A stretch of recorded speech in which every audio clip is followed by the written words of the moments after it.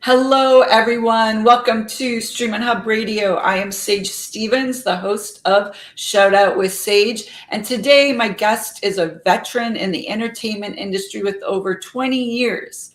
He represents writers, directors, and content creators through his company, IMPISH GRIN CORP.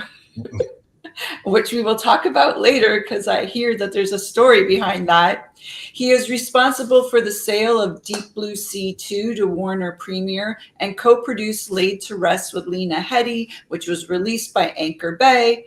He has also co-produced 2 seasons of the series Femme Fatales for HBO Cinemax. He was also very instrumental in helping the company Hart Sharp Video acquire the smash hit Super Size Me. And I am so delighted to have on the show today, SETH NAGEL. Hi, Seth. How are you? I'm good. Thank you. Thanks. Yeah. I went through your bio. You have a lot of stuff there. I just sort of it's all good. Took some highlights. So okay, Impish Grin. How did the name come about? Okay, so Impish Grin was years ago when I was a kid growing up in Cleveland. I was a kid film critic, and I was a regular on this radio show and wrote for like the papers and stuff like that. And I was interviewed by one of the local papers in Cleveland. And in the article about me, they said I smiled with an impish grin. And I always thought that was funny. So, a lot of people, you use the name of their street for companies. I've done that, it's like, but impish grin is, it's a characteristic that you have. And I credit the writer of the article in the Sun Press in Cleveland, Ohio in like 1985 or somewhere around there. Yes. But yes, but I should say too that these days, it's as a manager, it's less about me and more about like my clients and what they've accomplished. That's a lot more exciting, to promote and get out there and talk about them. Speaking of clients, how do you go about? Like, do they choose you? Do you choose them? And what makes a successful, like, I guess, a partnership because you're working together? Yeah, and I think that's really well said, right? It is a partnership, and you're investing time, and they're investing time, and it's like you want it to work. I think the best part about being a manager for me is really coming up with a strategy and getting people to where they want to go in their careers. And I think like that's really exciting. And so I think, first and foremost, you want to be on the same page as they are. Generally, it's referrals. It's, an agent or a lawyer or somebody that I know, a producer, development exec who's like, hey, I have this great director or great writer. And then they send it my way. I come from a acquisitions background. So, I bought movies for a number of years and traveled to a lot of film festivals and markets. And so I got to know a lot of people there. My client base is global. So, I'm always looking at, cool film festivals and stuff and what's playing there. And, I may pursue somebody. I think, one of the questions people ask is like, okay, how do I get a manager or, how does a manager find me? Or exactly. That was going to be one of my questions. Like, cause I know some of my friends are going to go, oh, how do I submit to it? Like, how do I submit to a manager? How do I get a manager? How do I get an agent? What's the difference between an agent and a manager? And what do managers look for? Yeah. Well, I think, look, it is not rocket science. We want to get people working because, time is money and, we need our clients to work. They want to work and we want them to work. Right. And so I think like, the best time to reach out to an agent or manager is really when you have a talking point, right? Like you have something that is exciting going on in your life. Either it's a movie or, you've sold the script or you have some interest, because literally what we're going to do is turn it around and use that to promote you, right? Right. So it's like we need that, to kind of get out there and help you. So it's like having that, that bit where Right. we will then use that. So if you've placed in the top of a major competition, that could be a thing. A selling point. Right. Yeah. Um, the other thing is, where people are like, oh, how do I get my scripts read and this and that? You're getting read, right? Like if you're placing in the Right. top 10 or top 20 or top 50 of these like major competitions, like you're being read. Like people, readers are sending material to their friends or like, hey, Does that happen? Let's say, because I've done that. I've done a little writing myself and I've submitted it to some things. And then like so the people that actually read at those competitions, yeah. do they refer things that they really liked? Well, yeah, they will. Okay. Or, I maybe quietly, Right. but also, producers and agents and reps are very often reading the final round of these competitions, right? Like they're judging some of these scripts. So, the word will get out if you have something that is, exceptional and really exciting.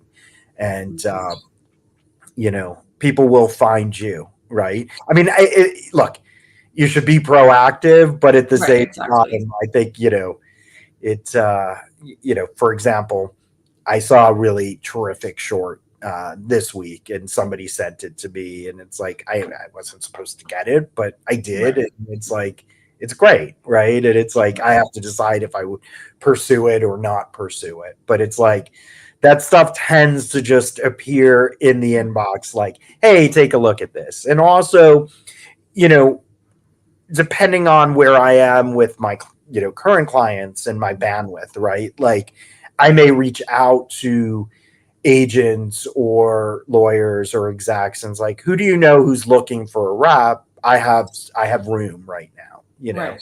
Um, with everything post strike, it's gotten a bit harder to get people to pay attention just because we're sort of backlogged with our material and what we have that we still need to go sell. Okay. Because Yeah. How is that working? Like it's still very, because of the strikes, like do you have a lot of material or there's a lot of content to still be produced? there's a lot of material that still needs to go out that people are sort of sitting on just because too it's like you can absolutely love something and then go out with it, but if people aren't really buying at that time they may love it, but then I have a producer friend, he's like, I don't want to take anything out because even if they absolutely love it and they have to pass because they're not buying right now, they're not going to remember why they passed, just that it was a pass.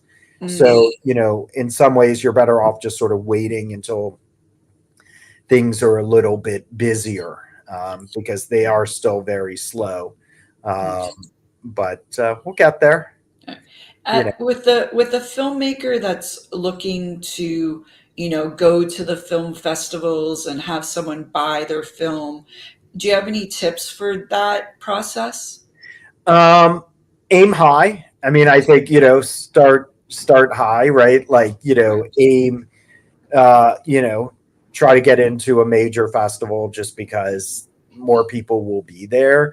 Right. Um, I actually have some advice that I think is a little bit different, but I think it's equally important when you do get into that festival, right? And Okay, good. your movie showing, you're going to be invited to a lot of other festivals. It's just the way it works. It's like, Okay. you see these posters and they've got 800, Yeah, laurels on them, yes. right? Right.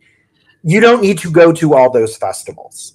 Let the movie play. You'll be like, oh, I gotta go, I gotta do a Q&A. No, you need to be thinking about your next projects. I've seen so many filmmakers spend like 2 years traveling the world, and it's amazing and it's great, and you've seen all these places and met Yeah. all these people, but you don't have your next project, and now your project's 2 years old. Mm, Um, so it's like, I think when you're going out there and you're getting your project into the world, you have to know what's next, right? okay. Clients will very often say, like, I need a general meeting. I want to get a general meeting. And it's like, okay, but what are you going to talk about? Where are your projects? Like, where's your slate? Where's your company? Right. So And you're saying then, as a filmmaker, you have your first movie, it's doing well in film festivals, but you should have a bunch of other material ready yeah, for when people are coming to you. yeah, absolutely. Okay. And it's like, what's next, right? And what you don't want is, you don't want to go around town. You don't want to go around the world drinking everybody's free water and not have anything to talk about. So it's really, Okay. doing the work, doing the homework, and getting ready for that career. Like that's, um, and also, growing, right? Like growing as a filmmaker. It's like you made the first one for 1 million, so like the next one is Yeah. 3 to 5, and then you Right. just keep Right. incrementally going up and up and up. And it's like kind of knowing that, and kind of knowing where, you know if you want to be a writer director, it's like, okay, then, you only want to write and direct stuff that you write and direct, right? So you're not looking for jobs. You have to convey what you're looking for in a career. If you're a director for hire, are you interested in being a director for hire? Um, a lot of filmmakers will get signed by like big agencies and big companies, but what they haven't conveyed is that they're only interested in doing their own stuff. And then, these companies need to make money. We all need to make money. So they'll go out and try to get these people jobs, and then they won't be interested in these jobs. So I Oh think it's wow. super important to be honest and upfront, and kind of have a sense of who you are and where your career is, and who you want to be. Okay. Um, Right. What are some characteristics a writer or director needs to have to be successful? I mean, look, there's people who are good in a room. There are people who aren't good in a room. So I would say, if you kind of know that's not your strength, work on it, right? Okay. Right. Or just sort of, be upfront and be like, hey, look, this isn't my, you know, talking in this room isn't, Yeah, I'm not good at pitching. right. But, when I'm on set, I I'm have, on fire. right, exactly. So, trying to kind of, you know, have answers for all of those questions, to really think about it, to really plan, to really strategize. And I think that'll be very helpful. Do Um, you, do you have any with submission of material, when someone submits, let's say, a screenplay, do you have any pet peeves or do's and don'ts or things that you would advise people on? yes, first and foremost, never just attach to screenplay. Okay. Until it's requested. It will not get read. You may get a blanket, like it's an artificial submission, and it just comes from a legal standpoint. Like, we have to protect ourselves. You may be asked to sign a release. Uh, I've seen way too many young filmmakers who are like, "Oh, I need you to sign an NDA and this and that." Instant killer. Like, people will just not read it. If you're submitting to a company and you're concerned, like, copy a lawyer or somebody like that, or have a lawyer send it in.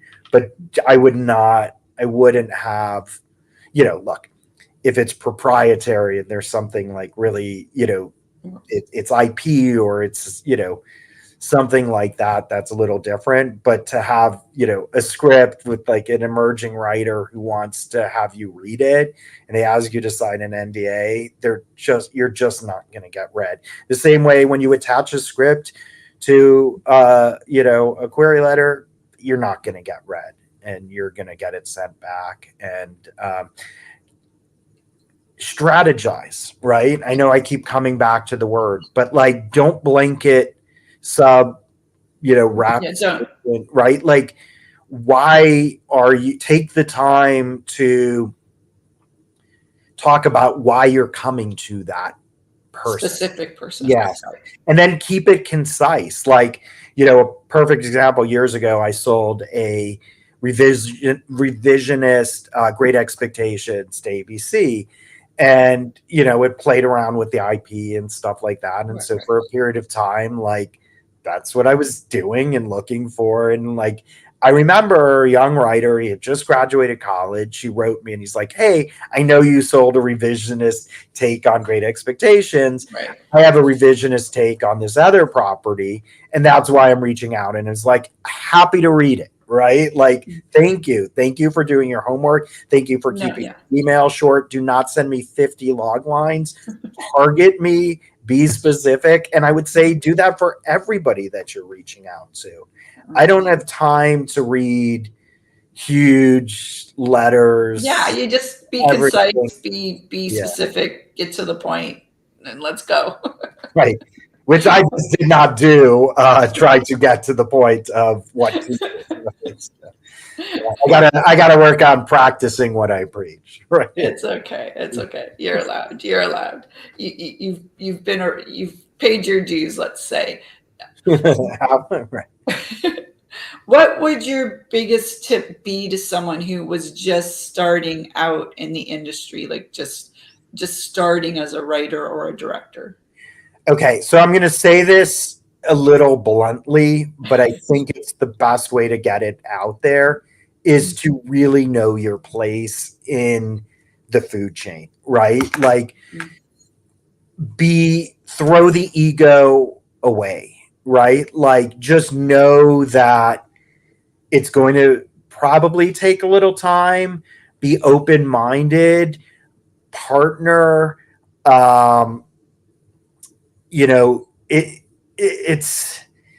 It generally doesn't happen overnight, right? And so it's like, I always say, it's like sometimes, and I'll probably get, ridiculed for saying this, sometimes you kind of have to give the first couple away, right? Like, and when I was on the other side and I was a buyer and people would come to me and be like, oh, I want to produce this movie for Sony and this and that. And I'm like, look, love for you to produce a movie for Sony. These are the companies that we're working with. Go partner up with them.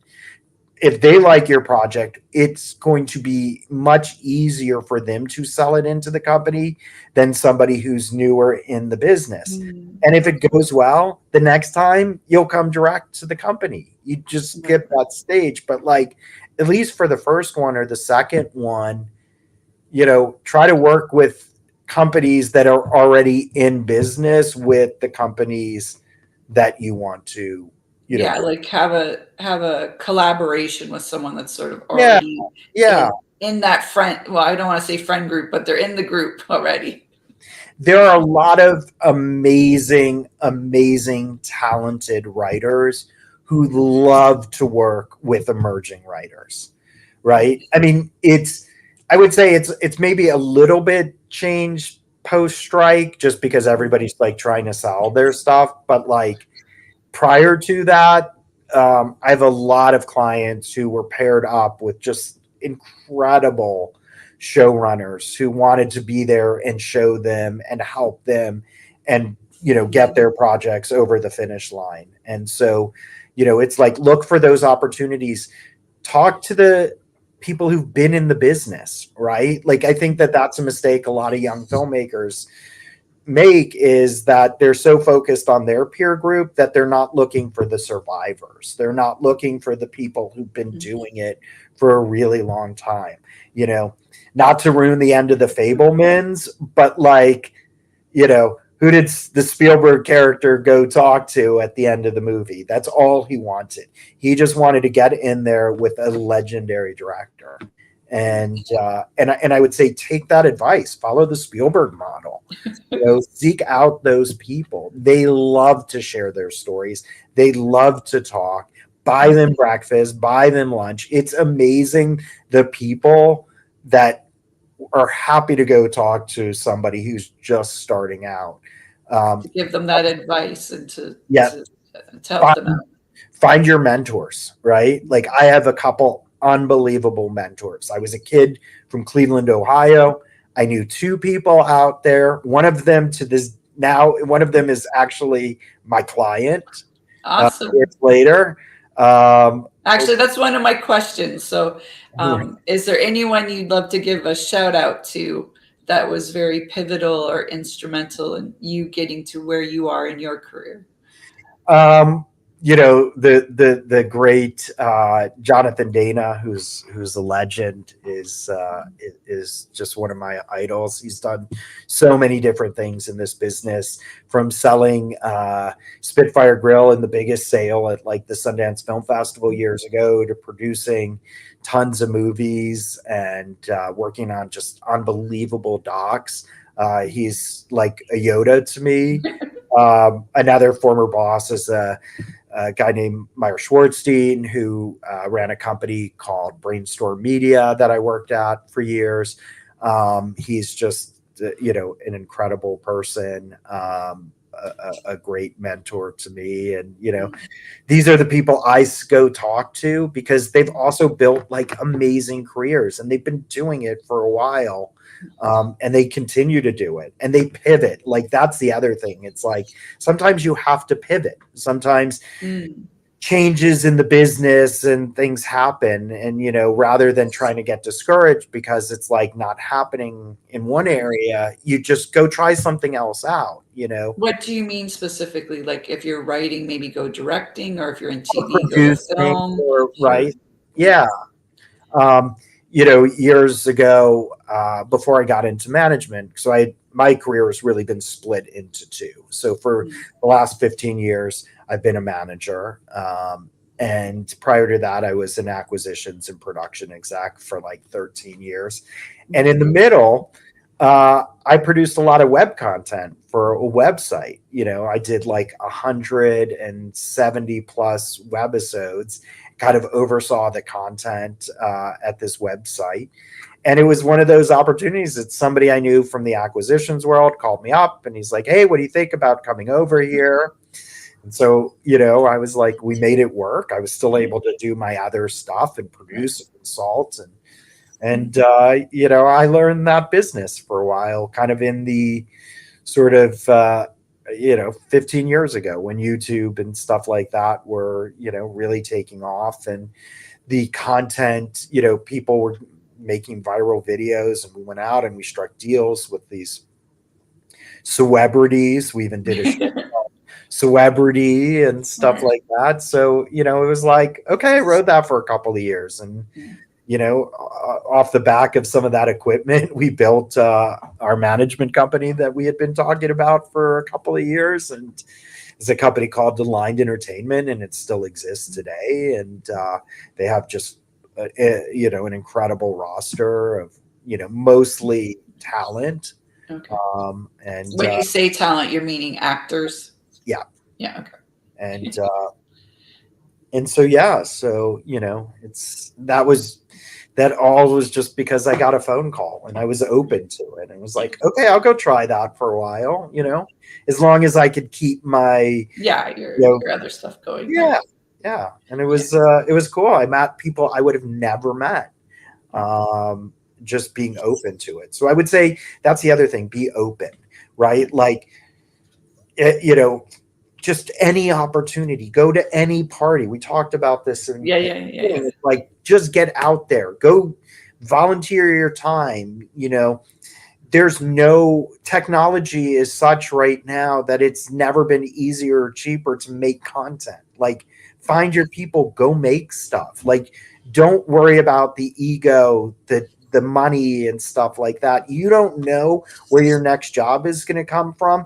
And you can be cleaning up as like a PA on the set of some small little movie. And when that person makes it, exactly. 3 years later, you're in their crew. You're a part of their team. So it's like, really just, take those opportunities, right? Like there's that saying, there's no such thing as luck. It's just being, open-minded when the opportunity presents itself. Yeah, one of my teachers always said it was potential, opportunity, and talent. And when those three things meet, I added another T for time, because timing sort of I thought was a factor. And so when those things all combine, that's when you know, have good things happen, I guess. Yeah, totally true. But again, ego gets in the way. Mhm. And, When and you say ego, what do you mean exactly? Like I'm people better than think, everybody. That okay. I'm ready to skip ahead, that I'm ready to jump to the next level and not do the work and do the time, and put in the time, right? There's Okay. too much of that. And I think that, quick success can also lead to quick burnout, right? It's you know, Yeah. it takes time. And I've just seen too many people who get a taste and then aren't realistic about longevity. And my again, going back to my mentors, it's they've been so great about conveying, it's like sometimes you work for yourself, sometimes you go into a company. Like, that's a career, that's how you survive in this business. Okay. um, What was the best piece of sage advice that someone has given you besides that piece of advice? um, oh wow, I got to think about that. Yes, let's see. Oh, don't sit on Roger Corman's white couches. Okay. uh, Is so there, I yeah, feel there's a story there. there's a good story there. So, unfortunately, Roger Corman was a legend and, passed away earlier this year. And when I was growing up in Cleveland, was, had my own sort of Cinema Paradiso story where I was very close with a man who ran a couple beautiful theaters in Cleveland. And so, you know, the balcony would be closed, but I could go up there. He was also the one who had um, the radio show that was on, kind of regularly. And in 1991, around the time Silence of the Lambs came out, Roger Corman, who had a cameo in there, I think he was like the FBI head of the FBI, was a guest on our radio show. Mhm. And he so we got to talk and this and that, and we autographed his book. And then, when I was moving out to Hollywood, my friend who had the radio show was like, "Look, if you ever need a job, here's what you're going to do in Hollywood. You're going to call Roger up, and you're going to go to his office in Brentwood and talk to him and explain, just tell him the story and this and that, and he will find you a job." And he's like, "But don't sit on the white couches in his office." He's like, "You could sit anywhere, but those are off limits." And, sadly, we lost my friend a couple of years ago. We lost Roger. And, I never had to call Roger Corman. I didn't. But I had a lot of friends who really kind of came up and did unbelievable things, kind of going to sort of what, is kind of known as like the Corman School. Um, and I did meet him years later, and I got to tell him that story. So it was pretty great. And what did he think of that story? He was like, very old at the time. His wife, I think, was a little more interested in it. Okay. Yeah, but When, um, for you, what was the very first job you had in entertainment? okay. So I went to college in Ohio, and then the summer before my senior year, I came to California to intern. And I interned at Steven Spielberg's Oh, foundation, Survivors of the Shoah. And the reason I went to intern there was because the producer of Schindler's List, Bronco Lustig, had come to our college to talk, and he's like, "You should really come out there this summer or next summer or whenever and work, with Survivors of the Shoah." So I did that a couple days a week, and it was I won't get into it, was not ideal. okay. Uh, but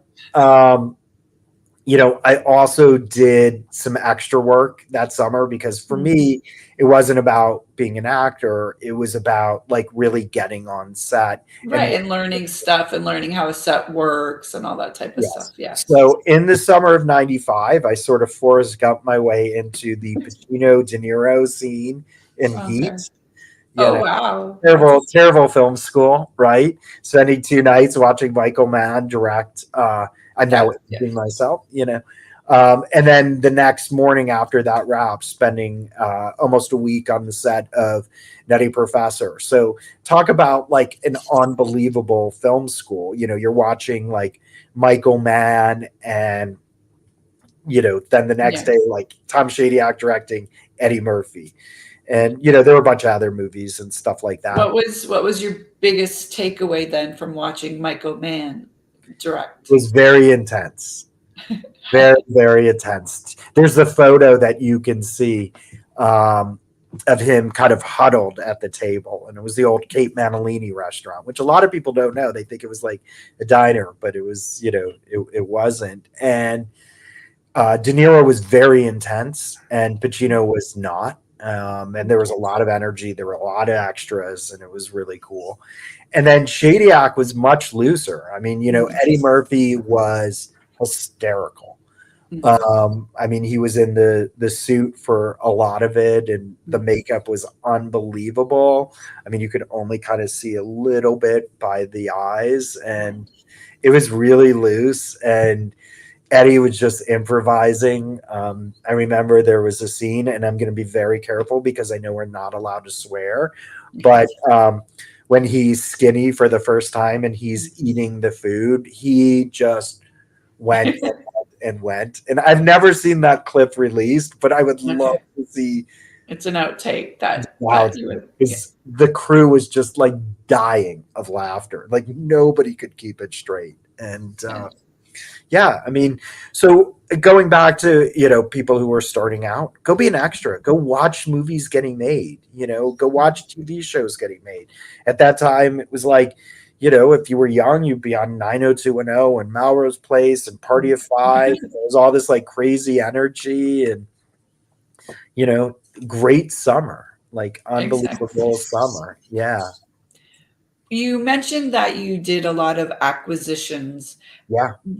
When you're negotiating a deal and it's not working out so well, like the two sides are sort of at an impasse, how do you get past that? I would say I would try to look for, bonuses or bumps or, in success, right? Like, finding those things. I had a boss who always would say, like, the best deals, he would always tell his friends who were buying, he was buying movies from, to really look for a partnership, especially if you're, working with a major studio, because like if both sides have skin in the game, it's just going to do a little bit better. Whereas like if it's so one-sided, um, it's going to be harder to see, profits and make money. But if you're closer to the middle, I would say that can often be, the best place. Or, that was the advice that he always gave me. He was like, look, both sides have to be part of it. It should really be a partnership. And it works to some extent, but I would try to kind of get to that. Sometimes you have to walk away, Okay. sometimes you have to be wanted, and sometimes you have to say like, okay, this is just not working. But I would also say that um, look at look at well, first talk to other people, see what kind of deals are being made. Okay. Get Comparisons of sort of what's going on. yeah, the landscape. Because if you're looking for like a $10 million advance and most movies are going for like 300, you have to know, like, it's just not going to happen. Um, I also would say take as much money up front as possible. Um, I think like, and and again, it's interesting. It's like, it always comes back to you want to you want to continue this career, right? I have seen so many people over the years who will take their advance and spend it on a Car. no, not even a car, just like to release the movie, like it has to go out on 100 screens. So they're taking the entire advance for a release when it's like, okay, it didn't turn out, exactly. Four-wall the movie, book a movie theater, buy it for a week, invite all your friends. You're probably going to break even, but Yeah. don't Take spend it, learn from it, and move invest on. the money in the next project, right? Like, Right. the closer you can get to making your investors whole or make money, the more likely they're going to give you another shot.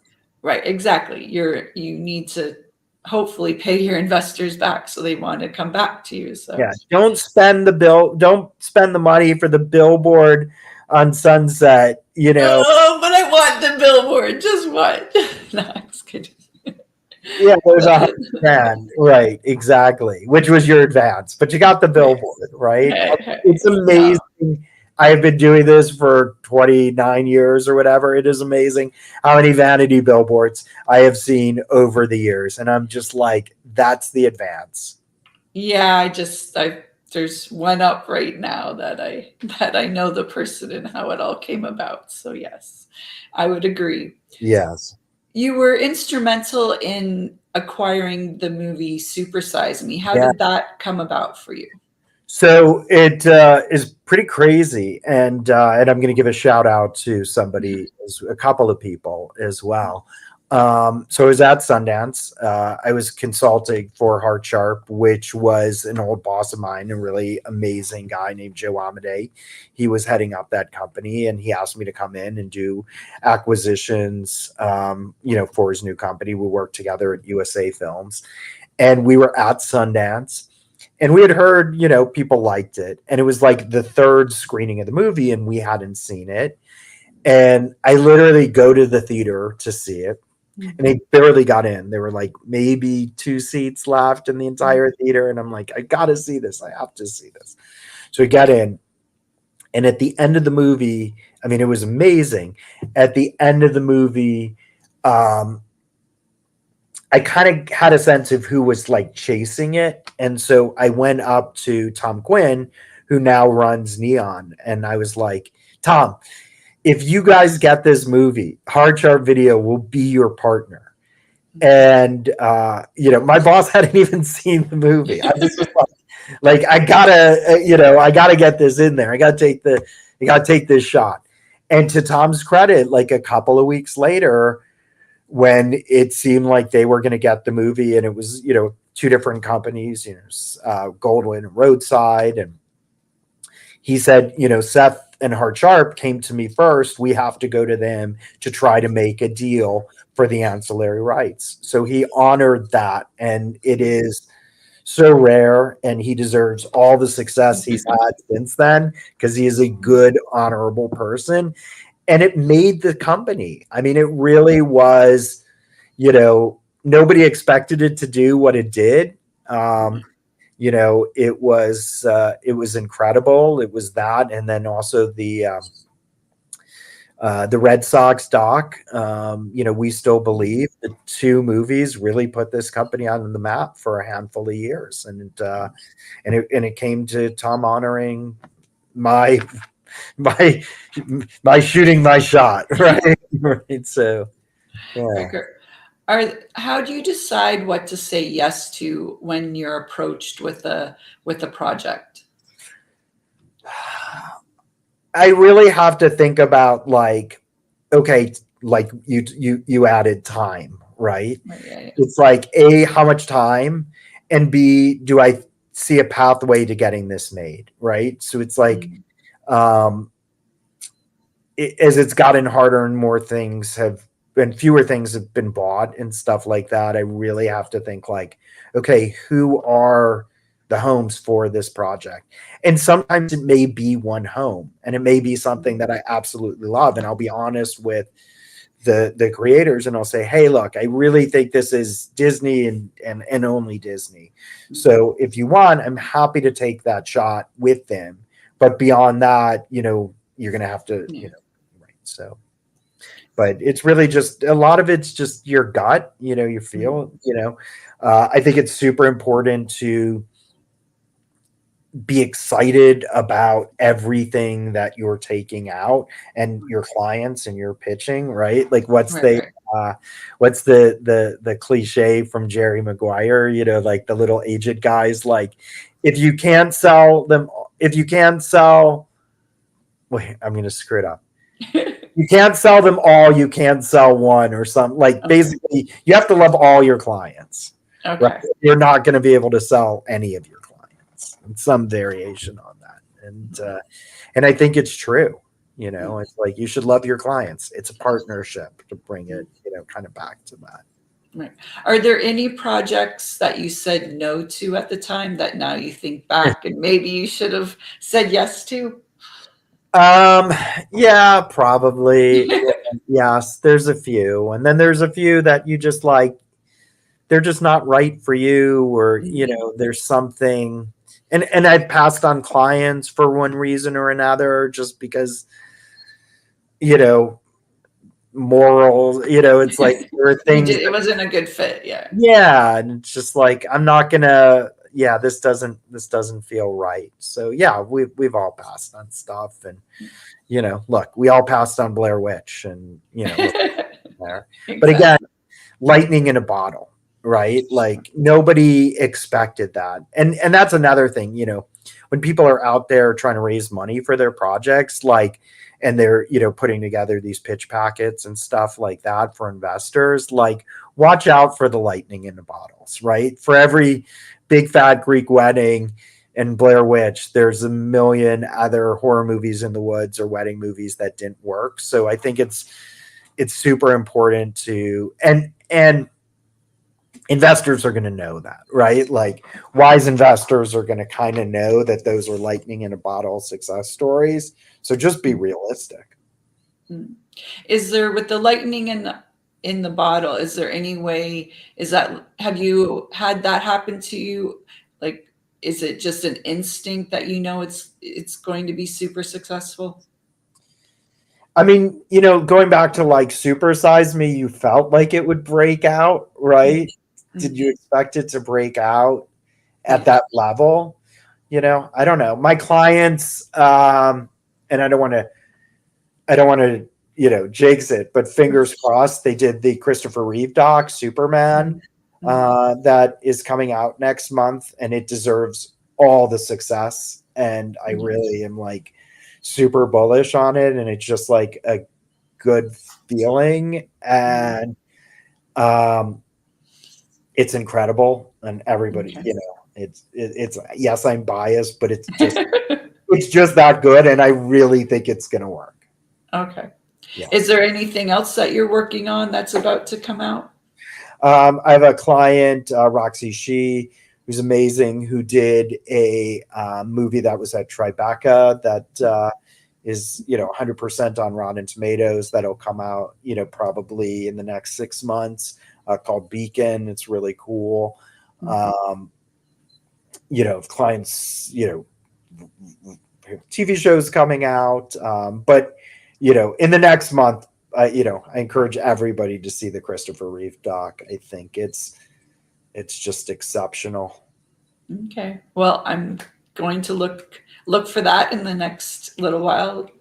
And thank you so much for joining us Yeah, today. You yeah, gave us lots of great information yeah. and learned a lot more about entertainment industry. So thank you. Just Thank you get for out sharing your there, stories. be open to opportunity, partner up, watch the ego, and have fun. This is Right. Hollywood. Exactly. Why else are we here? Exactly. It's supposed to be entertainment, right? Yes. Okay. All Thanks right. everyone for joining us, and thanks again, Seth. Oh, how do we find you on social media? I am. So I'm at FilmBuff25 on Instagram. I think on Twitter I'm Snagel.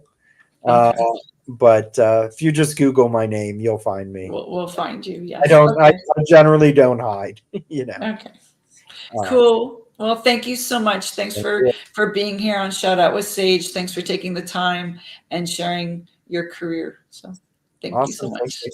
All right. Okay, thanks. Thanks everyone. Bye.